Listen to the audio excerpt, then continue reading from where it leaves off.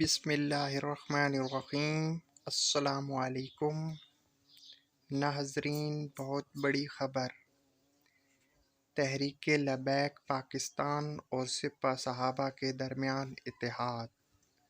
جیسا کہ آپ جانتے ہیں، پنجاب کے اندر ضمنی انتخابات ہو رہے ہیں۔ ان انتخابات میں تحریک لبیک والوں نے 20 حلقوں کے اندر اپنے کینڈیڈیٹ اتارے ہوئے ہیں اور تمام پارٹیوں کے درمیان سخت مقابلہ ہے۔ حق نواز جنگوی کے بیٹے مسرور نواز جنگوی نے یقین دہانی کرا دی ہے کہ وہ تحریک لبیک کو سپورٹ کریں گے۔